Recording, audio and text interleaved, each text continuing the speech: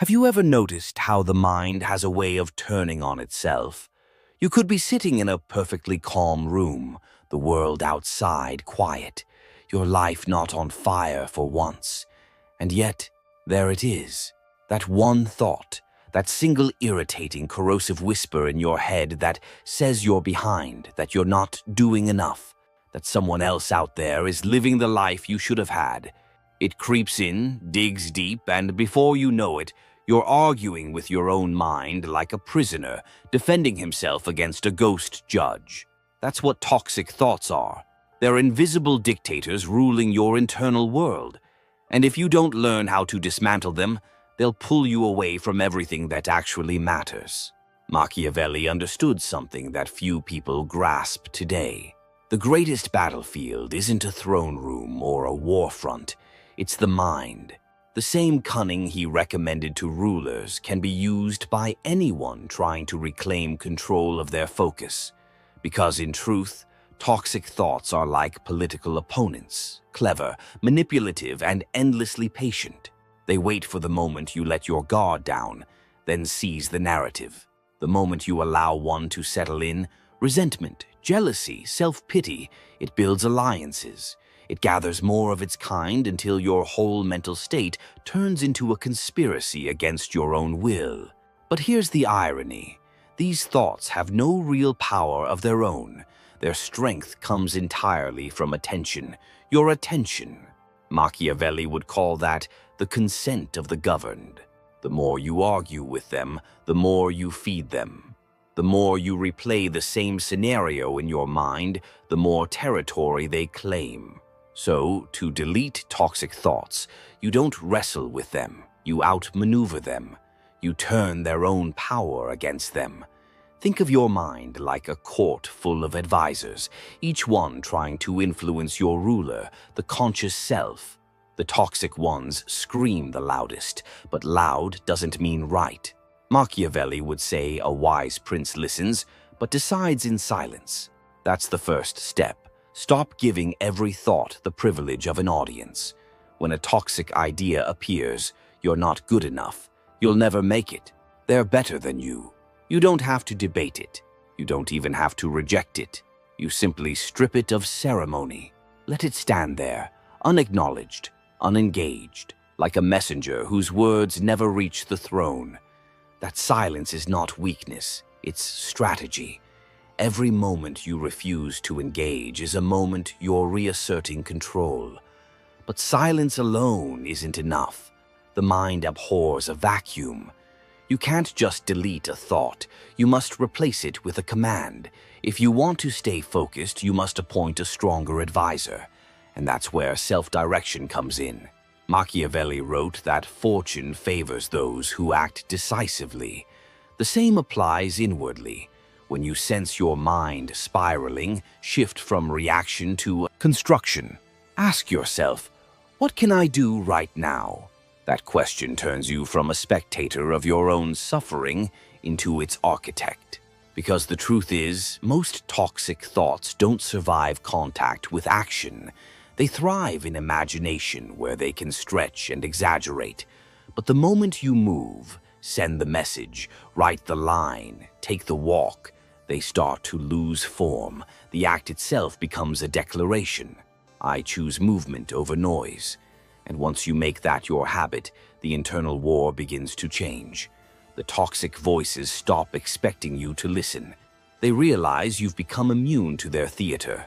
Still, there's a deeper layer here, one Machiavelli would appreciate. The cunning of toxic thoughts lies not in their negativity, but in their disguise. They rarely appear as bad thoughts. They often come dressed as truth, reason, or even wisdom. I'm just being realistic, you might say. I'm just preparing for the worst. But realism without courage is cowardice disguised as prudence. There's a thin line between being aware of danger and being hypnotized by it. Machiavelli would advise a ruler to be aware of enemies, but never ruled by fear of them. Apply the same principle internally. Recognize the thought, measure its motive, and then decide whether it serves you or sabotages you. That's the discipline few ever master, the ability to think without believing. Most people are slaves to their own thoughts because they assume every thought that arises must mean something profound or true. But not every messenger deserves an audience, and not every thought is a prophecy. The disciplined mind can watch its own chaos without being consumed by it. It can say, "Interesting," and move on. That's real power. Because the person who cannot separate thought from identity is like a ruler who can't tell the difference between friend and spy. And spies, mental or otherwise, must be handled with precision. You don't banish them with rage. You study them. Notice their timing. Do they appear when you're tired? When you're comparing yourself to others? When you're idle too long? That's your intelligence report. Once you know their pattern, you can anticipate their moves. This is how Machiavellian strategy translates to the mind. Understanding what triggers internal sabotage and preempting it before it becomes rebellion. For instance, let's say you find yourself constantly distracted, checking your phone, scrolling endlessly, drifting. You tell yourself you lack discipline, but that's not the root. The real problem is fragmentation. Toxic thoughts fragment attention by scattering your sense of purpose. They whisper that focus is pointless unless it's perfect, or that others are already too far ahead, so why bother?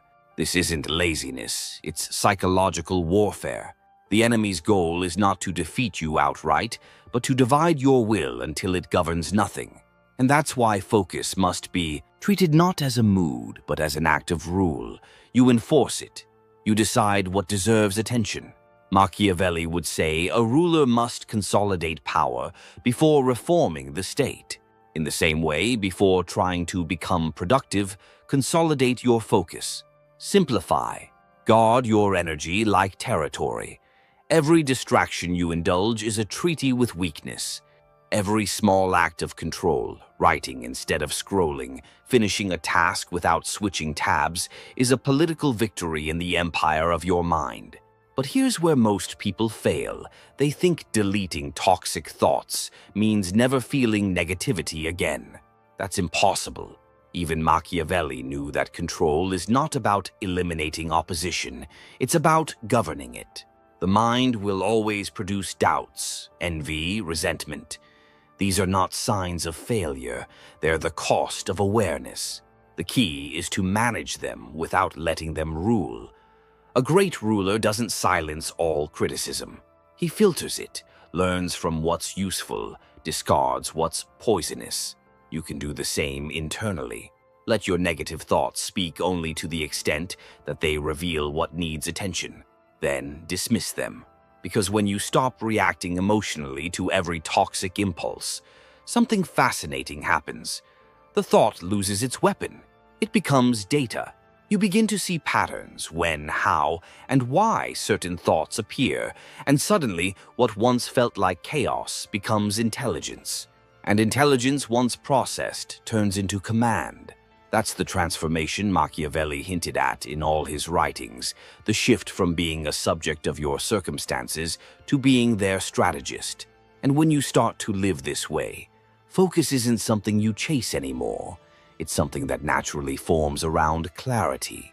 You stop forcing discipline and start embodying it. You stop seeking motivation and start generating it. The noise fades, not because the world got quieter, but because you stopped entertaining it. That's how rulers of the inner kingdom are made, not through endless positivity, but through the ruthless, quiet art of mental governance. But even once you begin to govern your own mind, the war doesn't truly end. It just shifts terrain. The toxic thoughts you silenced earlier don't disappear forever. They evolve. They adapt to your new strength. At first, they came as blunt negativity. You're not enough. Now they disguise themselves as ambition. You should be further ahead. That's the sophistication of the mind's resistance. It always wears the costume you least suspect. Machiavelli would warn any ruler that once the rebels are defeated, corruption often begins within the court. The same is true internally. Once the obvious weaknesses are subdued, the the subtle ones rise in their place. This is why staying focused isn't a one-time act, it's a daily act of political maintenance. The court of your mind must be cleaned constantly, because even the most loyal thoughts can turn against you if left unchecked. For example, that drive to improve yourself, it's noble until it becomes obsession. That desire to win, useful until it becomes envy. Every strength, when unbalanced, becomes its opposite. And that's how toxicity returns. Not as poison, but as excess. The skill, then, is moderation, not in the soft, moral sense, but as strategy. A ruler who overreacts to every threat eventually becomes the threat himself. Likewise, a person who overthinks every mental impulse becomes trapped by their own vigilance. There's a point where too much self-analysis becomes self-sabotage. You don't need to control every thought. You only need to maintain order. Think of it like managing a city. You don't chase every whisper in the alleyway. You strengthen the laws that keep chaos contained. To stay focused, you must decide what laws govern your internal state. What will you tolerate, and what will you not? If your mind is the state, your attention is law enforcement. Every time you redirect focus, you're policing the borders. Every time you let your mind wander into comparison or resentment, you're leaving the gates open. Focus isn't something mystical, it's infrastructure. It's built through consistent patterns of where you choose to look, what you choose to repeat, and what you refuse to dwell on. But make no mistake, deleting toxic thoughts doesn't mean pretending you're unaffected. It means you become emotionally sovereign. You can experience pain, failure, even betrayal without collapsing into victimhood. That's the real meaning of Machiavellian resilience. Not emotional numbness, but composure, the ability to process the storm without becoming it. When your focus is strong, emotion becomes fuel instead of fire. Anger becomes energy. Doubt becomes data. Fear becomes foresight. This requires training, and the first arena is attention. Machiavelli said a wise ruler must constantly study both fortune and misfortune to learn from them. You must do the same with your thoughts. Watch them, not as truths, but as movements. Which thoughts expand your power, and which drain it? Which strengthen your discipline, and which scatter it?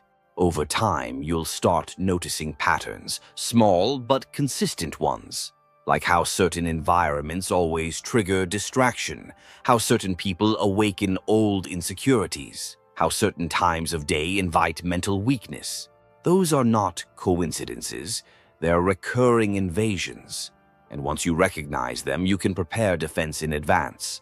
One of the simplest yet most overlooked tactics is to structure your environment so it supports clarity. Because no matter how strong your internal rule is, if your surroundings are in rebellion, the mind will follow.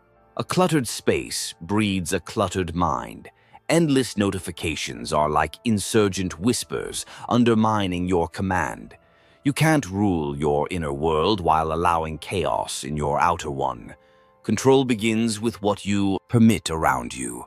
Machiavelli would advise a ruler to keep his circle small and loyal, not because he feared betrayal, but because he valued influence. The more voices around you, the harder it becomes to discern your own. In the modern world, your circle includes your feeds, your habits, the voices you let into your attention. Every scroll, every click, every conversation is a vote for the kind of mind you'll have tomorrow. So ask yourself, who and what gets to shape your focus? Are you surrounded by clarity or noise? Once you start eliminating what drains you, you'll notice something peculiar.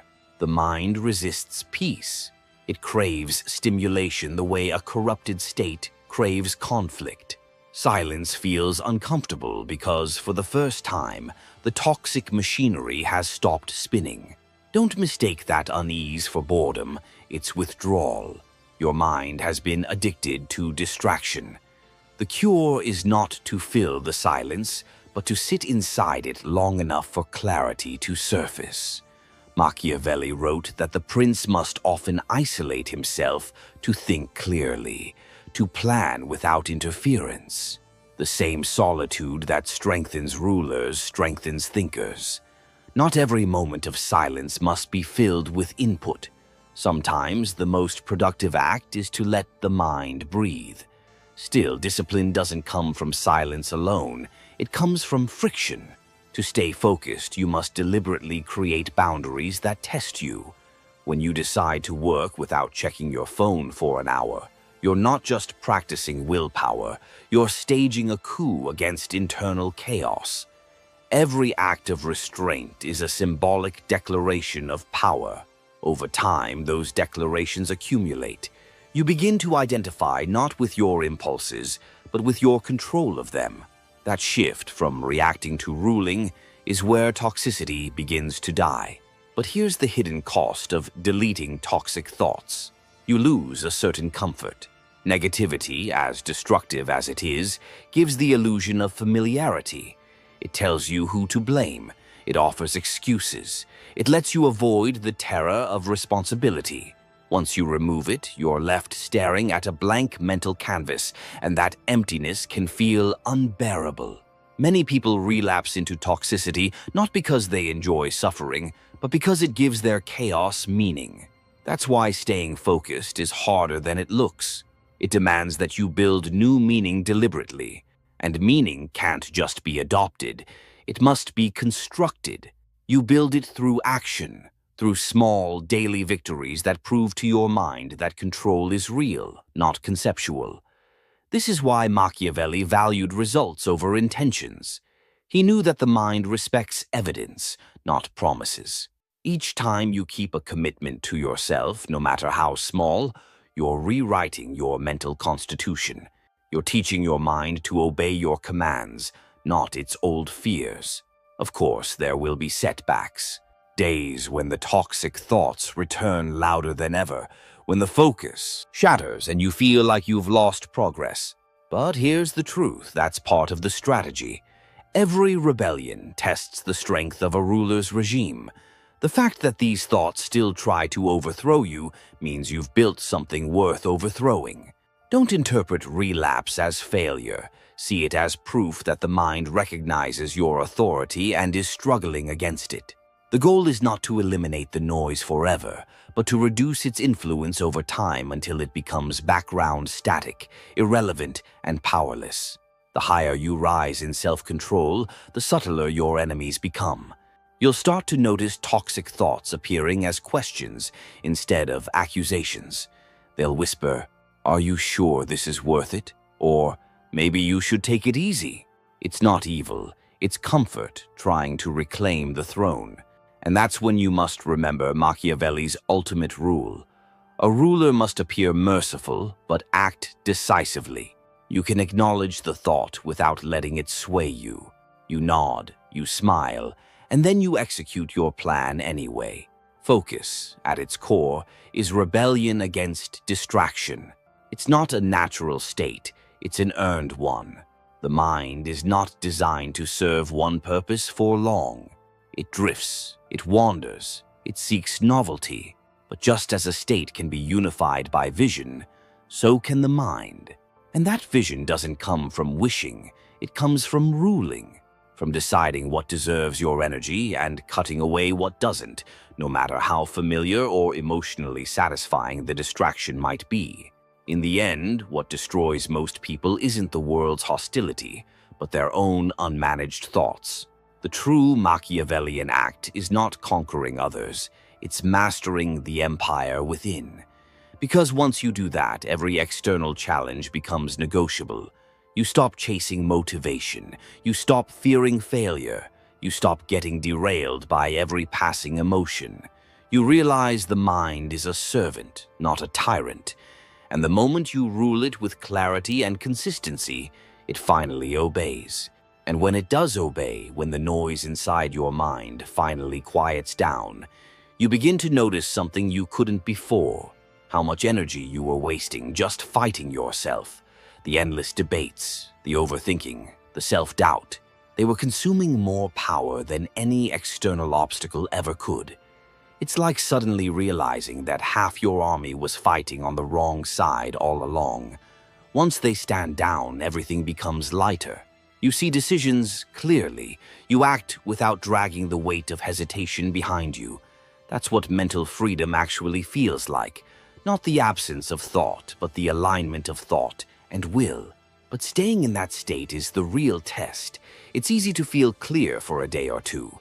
The real challenge is to maintain it when life throws its chaos at you again. Machiavelli would say the state must be maintained through both fear and love, not in the emotional sense, but as balance. Fear represents awareness of consequences. Love represents belief in your purpose. You need both. Too much fear and you paralyze yourself. Too much love and you lose caution. The mind is no different. You must rule it through balance, firm but fair, aware but unafraid. Toxic thoughts often return not because they're powerful, but because you forget your position. You start to identify with them again, thinking, this is just how I am. But no, that's not you, that's residue, a remnant of an older regime trying to reclaim control. You have to remind yourself that thoughts are not commands, they're visitors. They come and go. You decide who stays. The act of reminding yourself is like renewing a decree. I decide what this mind focuses on. Repeat that enough and it becomes law. Now you might wonder, what's the point of all this control? Isn't that exhausting? It can be at first. But the goal isn't to constantly police your thoughts. It's to build a system so strong that order becomes automatic. In the beginning, focus requires effort. Later, it becomes identity. Machiavelli would compare it to fortifying a city.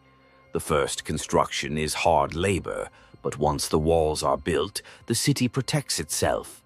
That's the stage you're aiming for, to turn discipline into defense. And one of the most powerful fortifications you can build is perspective. Toxic thoughts thrive on smallness, on zooming in so close to a problem that it looks like your entire world. When you pull back and see the larger game, the thought loses scale. For example, a setback in your work feels devastating when it's your only point of focus. But if you zoom out, see it as one battle in a decade-long campaign, it becomes manageable. Machiavelli constantly reminded rulers to think long-term, to see beyond the current crisis. Apply that to yourself. Most toxic thoughts dissolve not because you solved them, but because you outgrew their frame.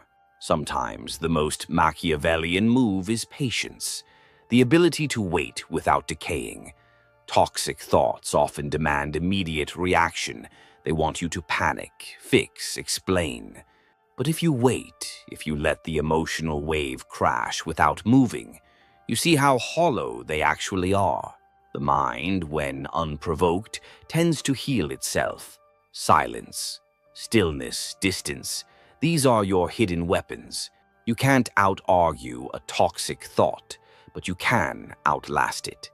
There's also the question of identity. Many toxic thoughts survive because they hide within the stories you tell yourself. I'm just not disciplined. I always lose focus.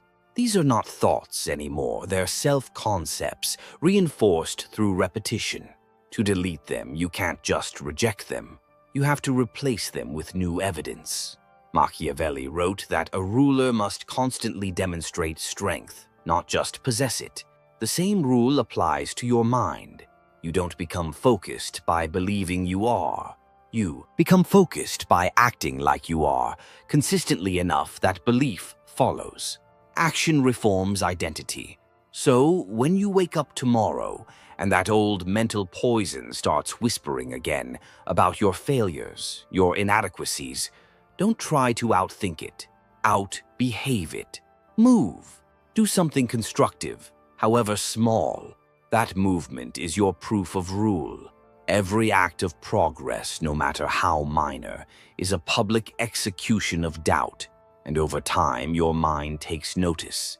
It begins to respect its ruler, but respect fades if you stop showing authority. Machiavelli warned that power, once obtained, must be maintained through presence. You can't disappear and expect loyalty to hold. The same applies internally. You can't neglect self-awareness and expect mental order to remain. You must stay involved in the governance of your mind, not obsessively but attentively. When you feel chaos creeping back in, return to your principles. What serves my focus, and what steals it? Ask that honestly, and you'll always find your way back. Let's be honest, deleting toxic thoughts isn't a clean process. It's messy, uncomfortable, full of relapse.